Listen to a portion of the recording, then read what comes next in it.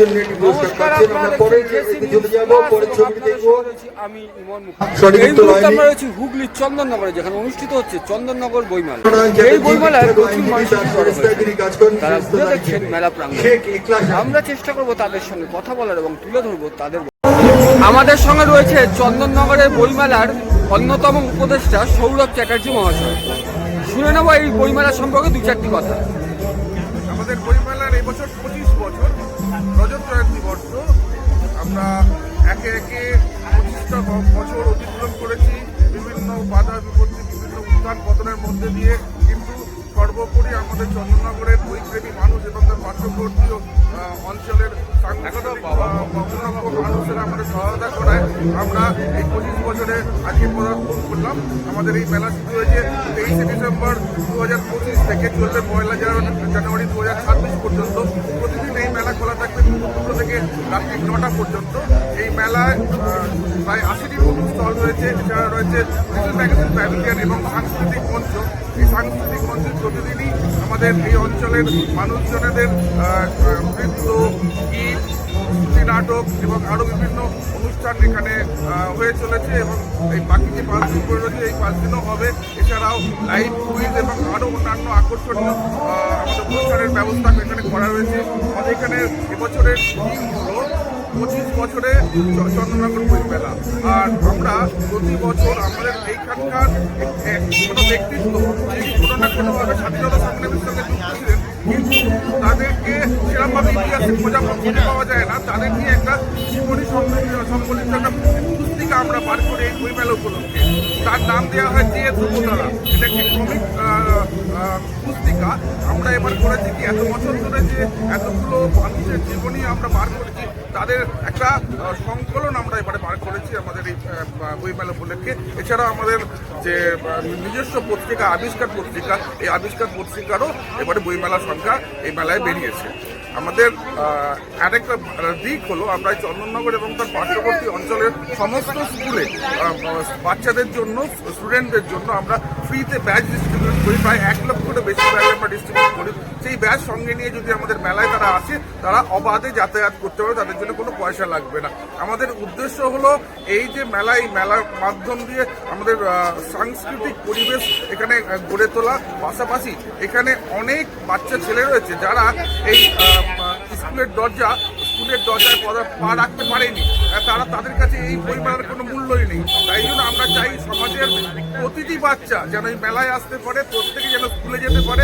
তার জন্য আমাদের বছরভর বিভিন্ন পরিকল্পনা থেকে, বিভিন্ন কর্মসূচি থেকে, সেইগুলো আমরা পালন করে যাই। ধন্যবাদ দাদা। অন্তর্নিহিত যে ঐশ্বরিক শক্তি বা যাকে কুণ্ডলিনী শক্তি বলা হয়, এটা অনায়াসে জাগ্রত হয় এবং যে পদ্ধতিতে সেটাই খুব সহজ সরল। শ্রীমাতাজি নির্মলা দেবী 1970 সালে 5ই মে এই ধ্যানে শুরু করেন এবং তিনি সারা বিশ্বে ভ্রমণ করে এই সহযোগ ধ্যানের মাধ্যমে সমস্ত রকমের যে আমাদের শরীরের ভেতরে যতটুকু শারীরিক বা মানসিক সমস্যা, এই শক্তির মাধ্যমে যে সেগুলোকে ধীরে ধীরে দূরীভূত করা যায়, সেই ব্যাপারে সমস্তভাবে তিনি অত্যন্ত বিজ্ঞানসম্মতভাবে সবাইকে বোঝাতে পেরেছেন এবং আজ বিশ্বের 120টিরও বেশি দেশের লক্ষ লক্ষ মানুষ এই সহযোগ ধ্যানের মাধ্যমে নিজেদের জীবনকে সুন্দর ভারসাম্যপূর্ণ করে তুলতে এবং দৃঢ় হয়ে উঠতে। আপনারা দেখতে পাচ্ছেন এখানে বিভিন্ন বইয়ের স্টল রয়েছে, আপনাদের ঘুরিয়ে দেখাচ্ছি সেই স্টল। প্রচুর মানুষ এসে জড়ো হয়েছে সেই স্টলের সামনে। আমরা চেষ্টা করব এই বিভিন্ন স্টলে আপনাদের ঘুরিয়ে দেখানো। আমরা চলে এসেছি চন্দননগর বইমেলাতে। এখানে বিভিন্ন পাবলিশার তাদের স্টল দিয়েছে, আপনাদের ঘুরিয়ে দেখাচ্ছি সেই সব বইয়ের স্টল।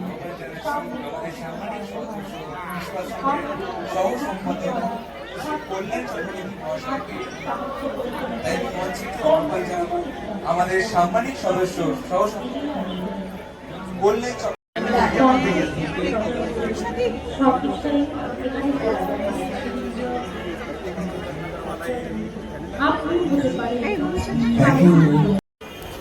না, ওটা পাগ না, নামটা ছিল জেরি, তার নাম ছিল জেরি। আচ্ছা নেক্সট, বেড়াল কে বললো? বেড়াল, বেড়াল থেকে কি রোগ হয়? বেড়াল থেকে কি রোগ হয়?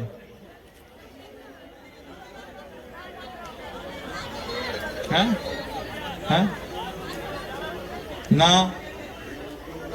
রোগটার নাম বলতে হবে। হ্যাঁ, রোগটা ছড়ায় না, এটা পাবলিকের জন্য নয়, এটা যারা মঞ্চে আছেন তাদের জন্য। সার্চে রোগটি এসেছিল, সেই রোগটির উৎপত্তি বিড়াল থেকে হয়েছিল। নেক্সট, আপনার দেওয়ার জন্য অনেকগুলি হাত উঠেছে দেখতে পাচ্ছি। হীরাকুদ বাঁধ। কোথায়? হীরাকুদ বাঁধ। হীরাকুদ বাঁধ কোথায় অবস্থিত? হ্যাঁ, কোথায় অবস্থিত স্যার? উড়িষ্যায়, উড়িষ্যা। রাইট, অ্যাবসলিউটলি রাইট, এটা পুরস্কার ওর জন্য যাবে। এবারের প্রশ্নটা একটু ইন্ট্রিগেটিং প্রশ্ন, সেটা হচ্ছে ইন্ট্রিগুইং। রাইজিং সান অফ ওয়ার্ল্ড কাকে বলা হয়? সবাই জানেন।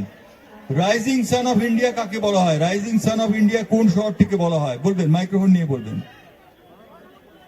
হ্যাঁ, না, একটা জায়গা আছে, একটা গ্রাম আছে, গ্রামটার নাম কি? অরুণাচল প্রদেশের Dong valley. Dong valley, absolutely right, Dong valley. এবং তাকে বলা হয় যে rising city of rising sun.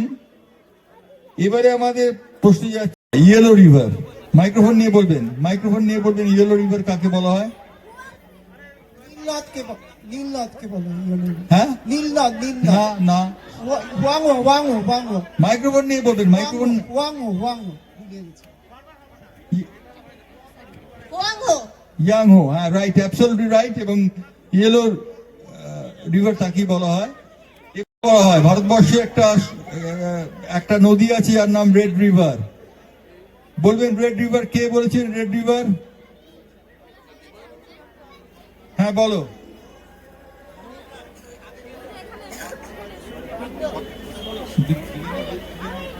দুজনকে দেওয়া হোক, দুজনকে দেওয়া হোক। হ্যাঁ বলো। হ্যাঁ, না, কলিঙ্গ নদী নয়, বলো। নেক্সট,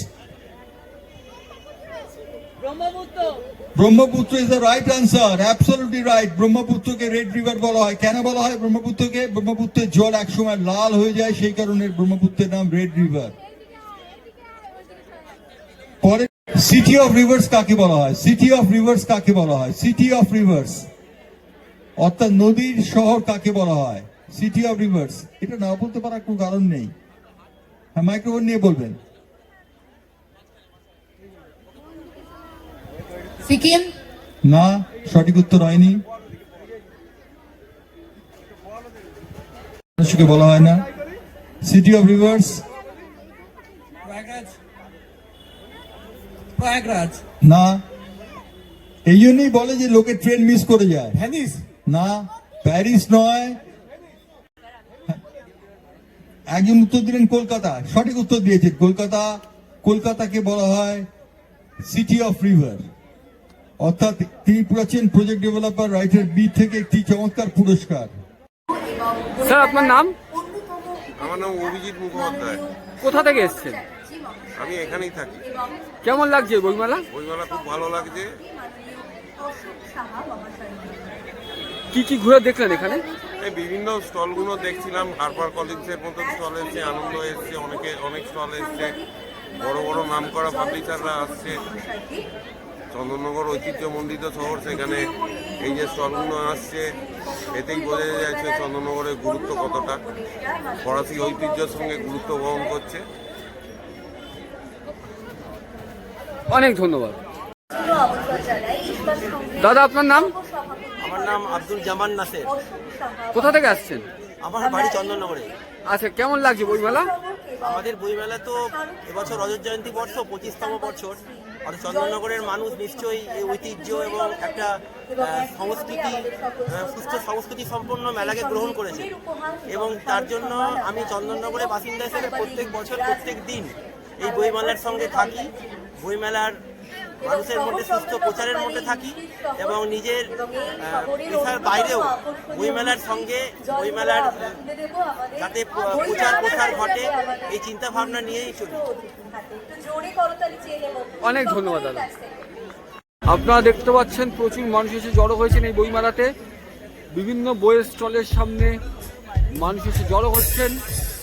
আমরা ঘুরিয়ে দেখাবো বিভিন্ন স্টল এবং অবশ্যই চেষ্টা করব কথা বলার বিভিন্ন স্টলের সাথে।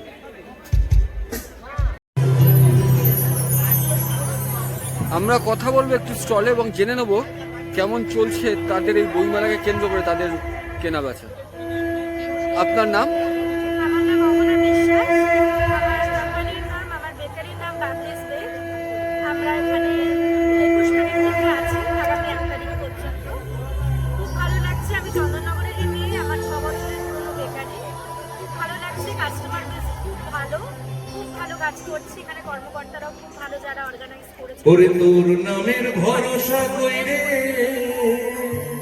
Thank you.